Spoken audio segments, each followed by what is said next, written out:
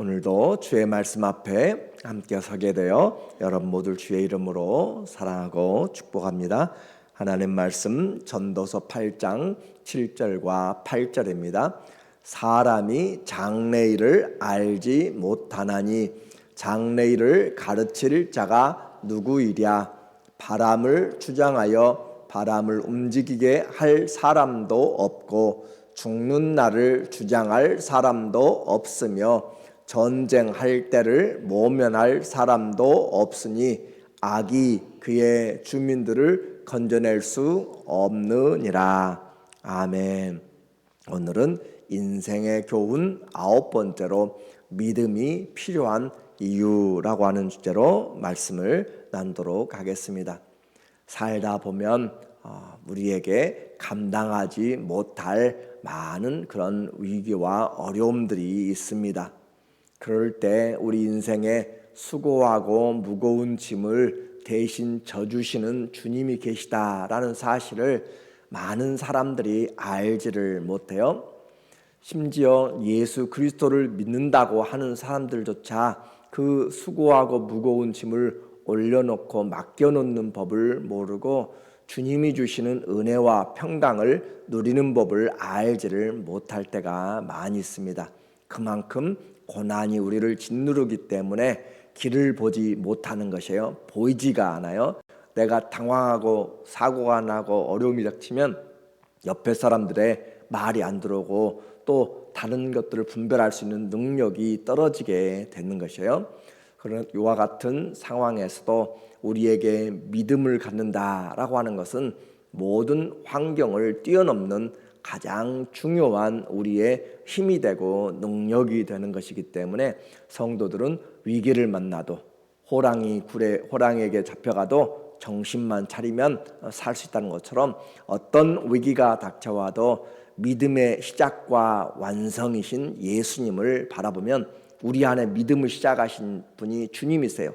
그리고 우리의 믿음을 마치시는 분도 주님이세요. 그래서 주님을 바라보면 어떤 위기에서도 우리가 건전함을 얻을 수가 있고 그리스도인에게는 시작보다 끝이 좋다라는 사실을 분명하게 기억하여서 그 예수님을 붙잡고 일어나면 좋겠습니다.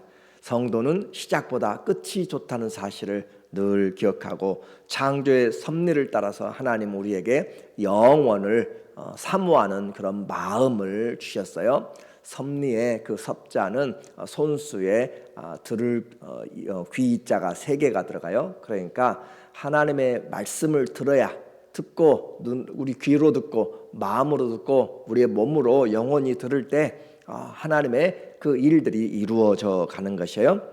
그래서 하나님의 이 말씀을 들으면서 우리의 생명의 주권자 오직 하나님이시다라는 사실을 우리는 마음속 깊이 생각합니다. 그래서 주님이 길과 진리와 생명이다라고 하는 이 기가 막힌 정말 놀라운 진리를 우리에게 주셨는데 믿음은 모든 사람들의 것이 아니에요. 그래서 그 믿음을 믿는 자가 사용하게 되는 것이고 내 믿음대로 되게 된다는 것은 결코 가벼운 말씀이 아닙니다. 똑같은 예수 그리스도 창조의 주, 구원의 주, 심판의 주님을 만왕의 왕의 그 주님을 알고 있지만 그분으로 인하여서 내가 누리는 은혜와 평강과 주님이 주신 기쁨은 각 사람마다 다르게 되는 것이에요. 그래서 믿음은 우리가 하나님 안에서 주님을 알면 알수록 우리가 더 누리게 되는 것이고 우리가 불렀던 찬송처럼 내 평생의 소원이 예수님을 더 알기 원한다면 그것이 우리의 삶의 능력이 되고 소망이 되는 거예요. 그래서 이 세상에서 가장 귀한 탁월한 지식, 최고의 높은 것이 바로 예수 그리스도를 아는 것입니다.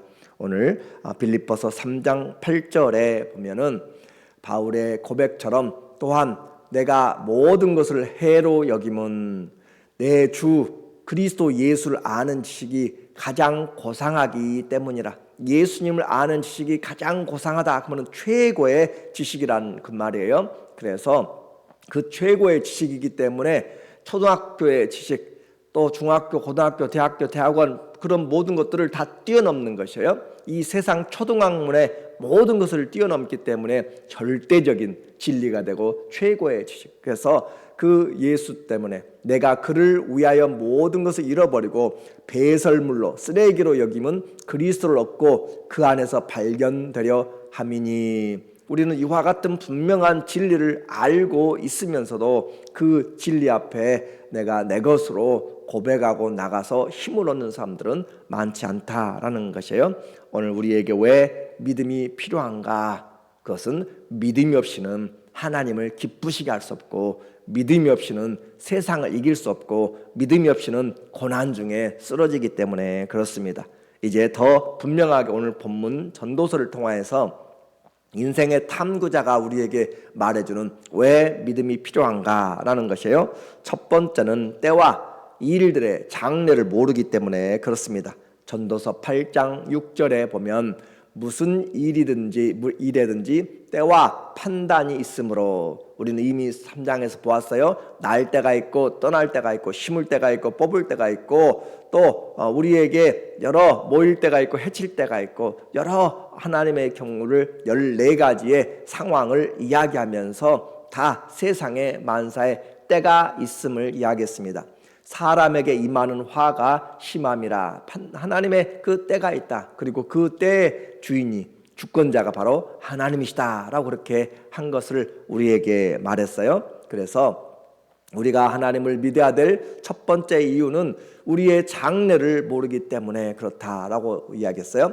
사람이 장래일을 알지 못하나니 장래일을 가르칠 자가 누구인가? 장래일을 모른다. 우리의 내일일을, 우리는 내일일을 자랑하지 말라라고 주님이 분명하게 이야기하잖아요. 그래서 장래일을 가르칠 자가 누구인가? 장래를 가르칠 자 아무도 없다. 오직 하나님만이 가르칠 수가 있어요. 그래서 천하만사의 때가 있고 그 일의 주인이 하나님이시기 때문에 우리는 하나님을 믿어야 될 필요가 있습니다. 전도서 3장 11절에 보면 하나님이 모든 것을 지으시되 하나님께로부터 모든 만물이 났어요. 다 이 돌 하나 풀 한 포기까지 전부 다 하나님이 태초에 하나님이 천지를 창조하시면서 모든 만물들이 다 하늘에 나는 새, 바다에 움직이는 모든 동물들, 또 땅에 기어다니면서 사는 벌레까지 전부 다 하나님이 지으셨어요. 때를 따라 아름답게 하셨고 또 사람에게는 영원을 사모하는 마음을 주셨느니라. 그러나 하나님이 하시는 일의 시종을 사람으로 측량할 수 없게 하셨도다. 그러므로 하나님의 도움을 입지 않고는 우리는 무엇으로도 하나님의 그 일들을 알 수가 없다라고 했습니다. 그래서 이 세상을 사는 가장 근본적인 지식의 그 기초, 지식의 기반은 바로 하나님을 경외하는 것, 그것이 지혜의 근본이다라고 이야기했어요. 만물을 만드신 하나님을 빼버리고 무엇을 우리가 지식을 가졌다라고 할 수가 있을까라고 하는 것이죠. 그래서 하나님이 계신 것에서 우리의 인생이 시작되는 거죠. 하나님은 우리가 생각하는 것보다 훨씬 광대하시고 훨씬 크십니다. 천문학자들의 그 우주에 대한 하나님의 증거들을 우리가 보게 되면 세상에는 무신론자들도 있어요. 무신론자들은 이 세상과 이 생명체가 전부 다 우연이라고 하는 것으로 그렇게 해석을 합니다. 그래서 우연이라고 하기 때문에 가치가 그렇게 없는 것이에요. 있다가 사라지는 것이에요. 또 어떻게 될지 모르는 거예요. 그러나 연구를 하면 할수록 이 모든 우주가, 모든 생명 하나, 그렇죠, 우리 몸에 여러분도 모르고 우리도 모르는 의사들도 보면서 정말 기가 막힌 놀라운 인체의 기능들을 보잖아요. 그래서 이 모든 생명과 우주가 다 디자인되었음을 그렇게 많은 사람들이 고백을 해요. 지적인 설계다라고 누군가의 그 창조주에서 지적인 설계가 되었다라고 그렇게 표현하는 것이에요. 그러나 그들이 말하는 그 지적인 설계자는 하나님이라고 말하지 않기 때문에 문제가 되는 거죠. 누구에 의해서 고도로 준비되고 설계된 그런 현상이다라고 그렇게 이야기해요. 그러나 그들은 그 인격적인 그 하나님이 아니라 자연, 우연, 그런 알지 못한 그런 무인격의 신으로 표현합니다. 이 생명체가 존재하려면 온 우주가 조화롭게 움직여야 돼요. 예를 들어서 제가 생명체이기 때문에 제가 생명이 존재하려면 어떤 생명이 없는 것을 가지고는 살아갈 수가 없어요. 물고기도 생명 있는 것이고 풀도 생명 있는 것이고 모든 생명 있는 것을 먹어야 생명이 존재하게 되는 것이다 라는 것이죠. 그래서 한 생명체가 존재하려면 온 우주가 조화롭게 돼야 되는데 우리는 그 믿음이 없이는 그것을 알지를 못하는 것이죠. 그래서 우리에게 믿음이 필요한 것은 8장 8절에 오늘 전도서에서 말하고 있는 내용이에요. 바람을 주장하여 바람을 움직이게 할 사람도 없고, 여기서는 바람이라고 이야기했어요. 그러나 개역 한글에서는 생기라고 표현했습니다. 단어는 똑같아요. 루아흐라고 하는 바람, 생기, 또 우리에게 말하는, 그래서 영도 마찬가지죠. 바람을, 생기를 주장하여 움직이게 할 사람도 없다. 누가 마음대로 바람을 움직여요? 누가 마음대로 생기를 움직여 나갈 수가 있어요? 아무도 없어요. 그래서 우리의 연약함에서 왜 우리가 하나님을 믿어야 되는가? 생기를 주장하신 분이 하나님이시다. 에스겔에 이게 말합니다. 골짜기를 들여다보면서 에스겔아, 너에게 보여주는 이 골짜기에 사람의 뼈들, 마른 뼈들이 가득한 에스겔 37장을 보여주면서 이 뼈들이 살겠느냐? 주님이 아시는 거죠. 너는 이 뼈들에게 대언하라고. 하나님의 말씀이 생명이기 때문에 대언하니까 마른 뼈들이 움직이기 시작하는 것이고, 마른 뼈들이 함께 맞춰지고 살갗이 덮이고, 거기에 인자야 생기를 대언하라 라고 하니까 생기가 들어가서 살잖아요. 하나님이 아담을 만들고 생기를 불어넣으시니까 살게 되는 것처럼 우리는 생명을 주장할 수가 없다라고 하는 것이에요. 여러분도 저도 마찬가지예요. 그래서 우리에게 하나님을 믿는 것이 필요하다. 두 번째는 죽는 날을 주장할 사람도 없으며, 그렇죠? 태어난 날을 우리도 주장 못해요. 그러나 태어난 날은 이제 잊어버리고 또 우리에게 죽는 날도 내 마음대로 주장할 수가 없다라고 하는 것이죠. 이스라엘의 아합은 왕이었습니다. 그리고 자기의 권위를 위하여서 전쟁을 하면서 여호사밧 왕과 함께 아람과 전쟁을 해요. 그래서 모든 선지자들이 다 나가라고 이야기해요. 전쟁 가면 승리합니다. 그러나 미가야 선지자는 이것이 다 사단이 꾀이는 것이고 미혹하는 영이기 때문에 전쟁에 나가면 당신은 죽습니다. 그 말이 깨림지게 해서 옷을 받고 있습니다.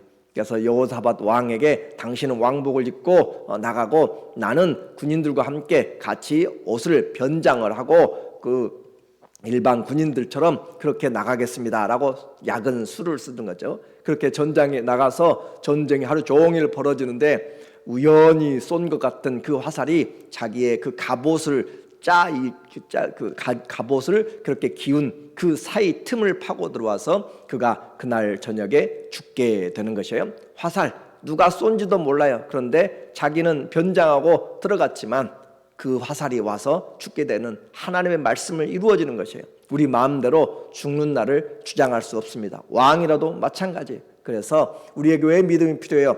우리의 생과 사를 주장하시는 분, 생사를 주장하시는 분이 하나님이시기 때문에 하나님을 우리가 믿어야 되는 것이에요. 또 전쟁할 때를 모면할 사람도 없으니, 우리는 우크라이나와 러시아의 전쟁을 보면서 전쟁이 어떻게 일어나서 언제 끝날지 아무도 몰라요. 지금 다 끝내고 싶을 거예요. 그러나 마음대로 되지 않아요.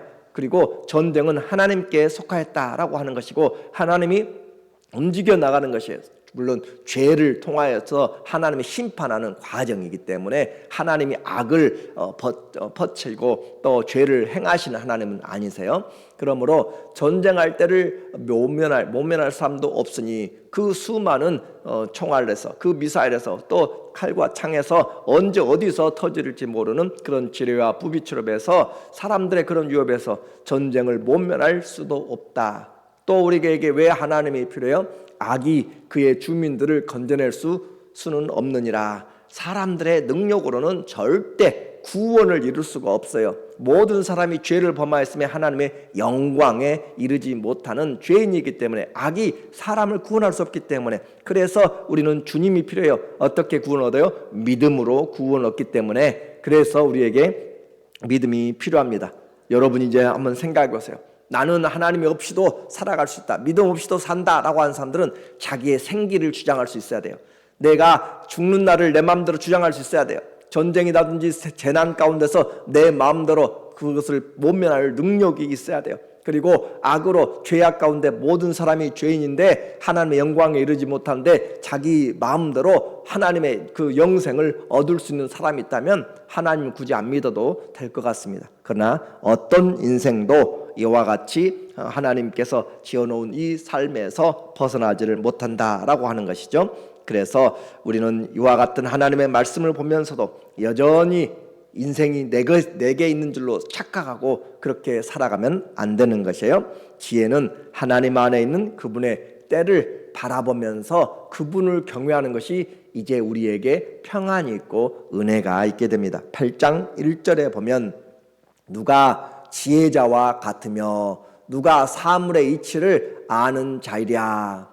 사람의 지혜는 그의 얼굴에 광채가 나게 하나니 그의 얼굴에 사나운 것이 변하느니라. 자, 누가 지혜자와 같냐? 누가 그 하나님을, 이 창조 세계를, 누가 장래를, 누가 범사의 때를 누가 제대로 알 수 있느냐? 오직 믿는 자만이 하나님이 주시는 지혜로 이 세상의 지혜, 해 아래의 지혜만이 아니라 하늘 위의 지혜를 가지고 세상을 볼 수 있다라는 그런 말이죠. 그래서 누가 사물의 이치를 아는 자인가? 아무도 세상 사람들 공부해서 하늘 위를 알 수 없어요. 공부해서 철학으로 이 하나님을 알 수가 없는 것이고 과학으로 하나님을 알 수가 없어요. 오직 믿음으로 아는 거죠.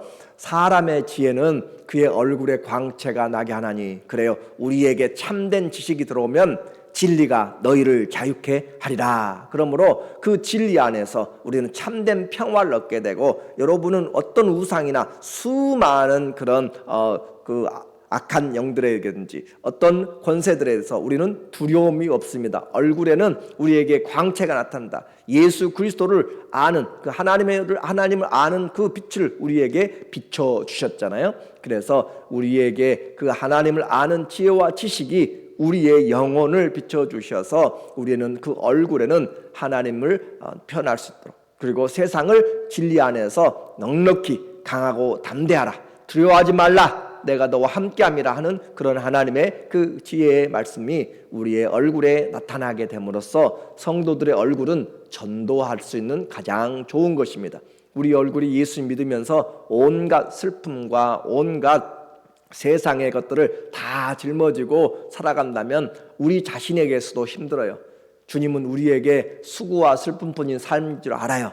고난 중에 있는 줄 알아요. 그럼에도 불구하고 환난 중에 우리가 기뻐하나니 환난은 인내는 연단은 소망을 이룬 줄 알미라. 그 소망이 우리를 결코 헛되게 하지 아니한다. 왜냐하면 하나님은 사랑이기 때문에. 그래서 우리는 슬픔 중에도 기쁨이 있는 것이고 우리 안에 주님으로 인해서 이겨낼 수가 있습니다. 성도의 얼굴에는 하나님을 아는 빛이, 성도의 얼굴에는 하나님을 향한 소망이, 믿음이, 사랑이 나타나도록 우리 얼굴이 전도입니다. 그래서 주님 앞에서 내 영혼아 어찌하여 낙심하는고 나는 내 얼굴을 도우시는 하나님을 바라라. 시편 40편 5절과 11절에 우리에게 반복해서 이야기해요. 왜 그렇게 낙심하고 하는가? 물론 감당하기 어려운 그런 슬픔이 있어요. 그러나 그 슬픔들을 이기게 만드신 하나님께 맡기면서 그러므로 그의 얼굴은 사나운 것이 변하느니라. 우리에게 정말 많은 어려움이 있고 사람은 인간적으로 생각하면은 악이 바치고 정말 원수갑지 않으면 살아갈 수 없는 그런 일들. 그런데 우리에게 하나님의 은혜가 들어오면은 그 원수도 용납하게 만들어요. 얼굴이 변하게 돼요. 사나운 얼굴이 부드러운 얼굴로 변하게 만들어요. 내가 원수를 갚아서가 아니라 원수 갚는 것을 하나님께 맡기기 때문에 그래요. 하나님이 원수를 갚아주리라. 우리가 갚으려고 하면 인생 다 낭비합니다. 밥 먹을 때나 또 무슨 일을 할 든지 머릿속에서 떠나잖아요. 정신이 헷갈려요. 분열이 돼요. 그리고 삶이 집중되지 못하고 다 망하게 되는 거죠. 그래서 원수 갚는 것은 하나님께 맡기라 라고 하는 거잖아요. 다윗이 사울을 원수 갚으려고 했으면 안 되는 것이에요. 우리는 주님 앞에 원수들이 있고 어려움이 있고 억울한 일이 있고 감당하지 못할 고통이 있어요. 그럴 때에도 수고하고 무거운 짐을 하나님께 맡길 수 있는 것, 그것이 믿음입니다. 오늘 우리에게 얼굴을 도우신 하나님, 그리고 세상에 이 어렵고 힘들 때에도 하나님이 계시기 때문에 우리는 반드시 하나님이 승리한다, 진리, 공의가 승리한다는 것을 알게 돼요. 11절에 보니까 악한 일에 관한 징벌이 속히 실행되지 아니하므로 인생들이 악을 행하는데 마음이 담대하도다. 하나님이 즉시 심판하지 않는 것 같기 때문에 사람들이 그렇게 담대하게 악을 행해요. 한번 죄를 했는데도 아무도 하나님의 심판이 없네. 내가 죄를 도둑질을 했는데 경찰이 잡으러 오질 않아요. 그것이 담대해지는 것처럼 그렇게 하나님을 지금 그렇게 이해하고 있단 말이죠. 그러나 하나님은 반드시 승리하게 되고 인생의 공의는 하나님께서 반드시 공의롭게 행하시는 것이 주의 나라예요. 12절에 보니까 죄인은 100번이나 악을 행하고도 장수하거니와 또한 내가 아노니. 그래서 세상을 볼 때는 불공평한 것이 많아요. 이해되지 않는 것들이 있어요. 그런데 분명히 아는 것이 있어요. 우리는 하나님은 공의로우신 하나님이에요. 하나님의 나라는 성령 안에서 의와 평강과 희락이에요. 의로워요. 그리고 평강이 있어요. 기쁨이 있어요. 하나님은 절대 그냥 무작정의 사랑이 아니에요. 공의로우신 가운데서 공의 하나님 때문에 십자가가 있는 것이잖아요. 그래서 그 공의로우신 하나님을 우리는 기억해야 되는 거예요. 내가 아노니 하나님을 경외하여 그를 경외하는 자들은 잘 될 것이요. 우리는 끝이 좋다고 그랬어요. 우리는 분명히 끝을 봐야지 오늘 현실만 바라보면 안 되는 거예요. 악인은 잘 되지 못하며 장수하지 못하고 그 날이 그림자와 같으리니 이는 하나님을 경외하지 아니함이니라. 실제적으로 보면 그들이 오래 사는 것 같아요. 약도 먹고 여러 가지도 하고 돈도 많이 벌고 사람들을 무시하면서 그렇게 자기 편한대로 하니까 좀 잘 되는 것 같은데 하나님 앞에서는 인생의 계수함이 하나도 없습니다. 그림자 같은 것이 천년의 갑절을 살아도 아무런 하나님 앞에 그 기억된 것이 없다고 분명하게 이야기하잖아요. 그럼 우리는 반드시 진리가 승리한다는 사실. 그래서 우리는 인생은 하나님을 올바로 바라볼 때만. 17절 보니까 또 내가 하나님의 모든 행사를 살펴보니